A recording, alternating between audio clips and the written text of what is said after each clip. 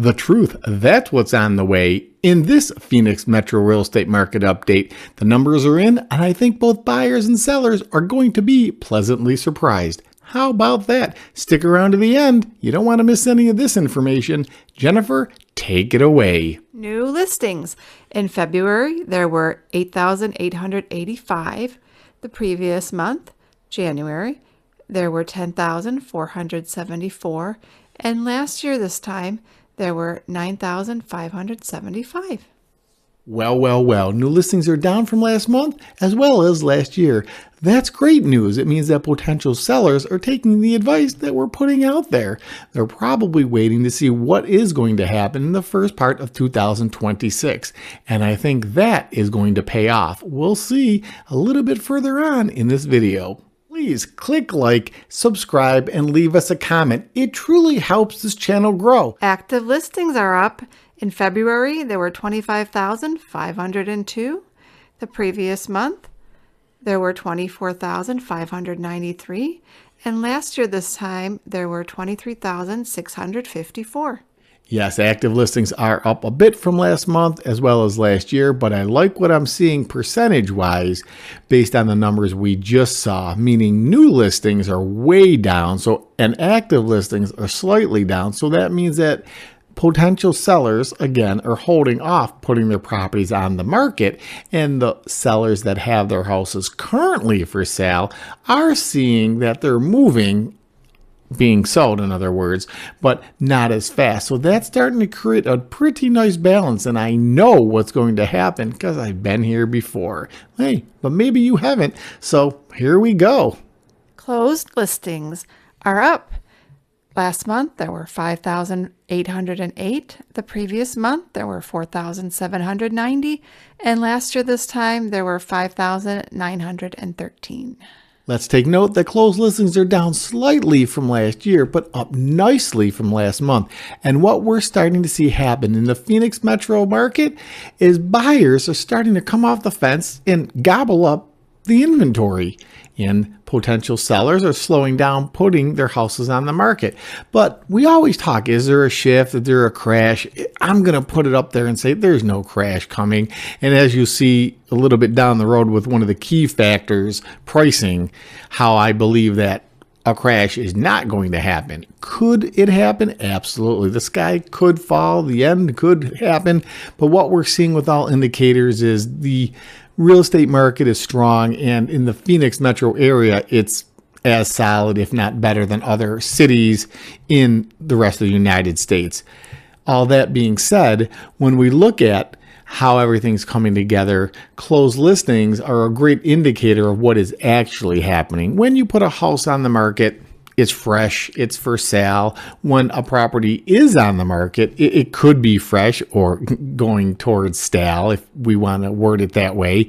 But when we see a closed listing, we know absolutely, unequivocally, a seller has put their house on the market and a buyer has purchased it, and now they have a home of their own. So that is what we would call a completed transaction. And when I'm looking at the numbers, those stand out significantly to me, and I like what I'm seeing, that closed listings are up, indicating buyers are buying, and that's a good thing. If you're thinking about buying a home or want to know what your current property is worth, download the Mr. Rogers Homes app. It's free, it's private, we don't sell your information, and we're at your service. In the bottom right corner, click more.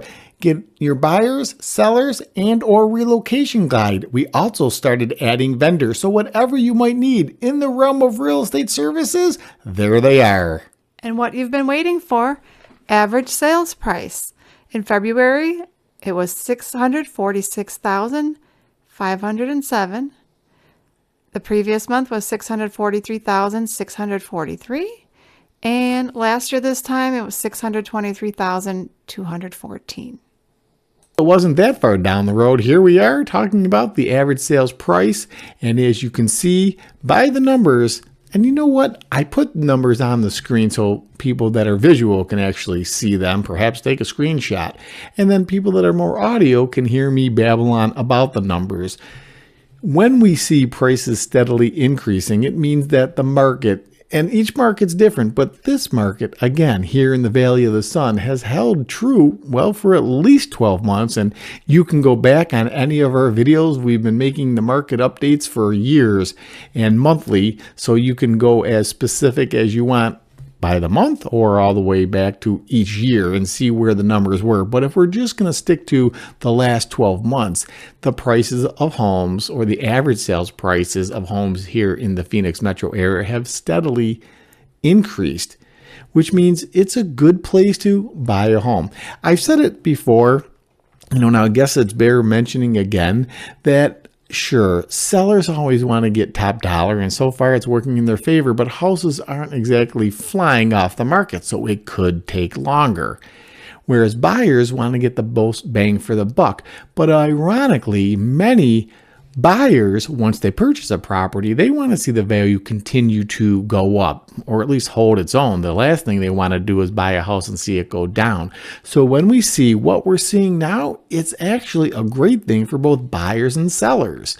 And I can explain that more. If you'd like, give me a call. That's what I'm here for. What are your thoughts? Put them down in the comments. Let's hash it out a little bit. Is it a buyer's market? Is it a seller's market? Good time to buy? Should you hold off on doing anything? Stay with mom or keep renting? I want to hear what your thoughts are. That way I can hone in my skills and better help you. List to sold ratio.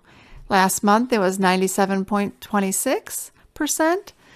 The previous month, 97.17%, and last year this time, 97.6%. So what that means is if it was 100%, that would mean that the seller would get their full price. The sold to list ratio has held its own, 97 plus or minus percent, for over 12 months, and that's a solid indicator, as we just mentioned, as to what a seller potentially will get when they list their house and sell it. So 97 plus percent, I'll take that all day, every day, twice on Sunday. Monthly supply of inventory. In February, it was 4.4. The previous month, 5.1, and last year this time, 4.0. This far into the video, the picture should be coming a little clearer on what's happening in and around the Phoenix metro area when it comes to real estate. Since you're still here, thank you. Please click like, the new hype button if it's available to you. Leave a comment, and if you haven't already, subscribe. Again, that truly helps this channel grow. Well, we can see that the month supply of inventory is decreasing because buyers are starting to purchase properties, and sellers or potential sellers are slowing down, or maybe not slowing down, maybe they're just holding off before they put their properties on the market, as they want to see what the first part of 2026 is bringing, which is creating a more balanced market, which ultimately is good for everybody, both buyers and sellers, as I previously explained. And if it doesn't make sense, again, reach out. I'd be more than happy to dial it in, because buying and or selling property, be it upsizing or downsizing your first property or an investment property, it's not one size fits all. So although we can look at numbers, sometimes what's happening with one particular client is good and it would be not so good for another client. So when we break down the micro of it as opposed to the macro of it, we can see what would be the best move for each client as individuals, as talking numbers. However, the numbers that we're putting here are averages for the Phoenix metro area. Here's some good news. Listing success rate. In February, it was 73%. The previous month, only 61.3%. And last year this time, 71.2%. Wow, that is good news. And who doesn't like good news? The listing success rate is slightly higher than it was last year, but it skyrocketed numbers-wise from last month, which is, again, good news.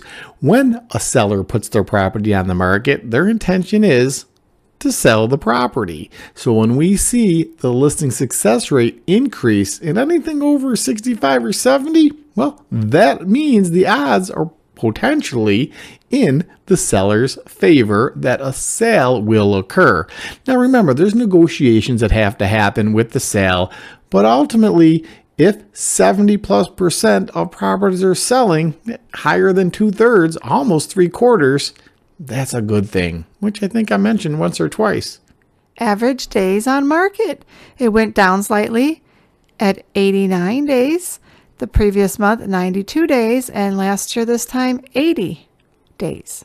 Last but not least, days on market is an important statistic when it comes to real estate. I don't bet the farm on it, and I'll explain why in a little bit, but it's good to see that we're creeping lower than we were last month. We're still a little bit higher than last year. Ultimately, I like to see days on market right around 60. That's just my preference. There is no mathematical reason behind it, but I will say many times people don't understand the true meaning of days on market. And I think I've been saying this based on your requests or comments and compliments on this little fact about it. Days on market is not how long it takes for a property to be sold. It's how long it takes for a property once it's on the market to go under contract. There's still other steps in the process. The appraisal is one.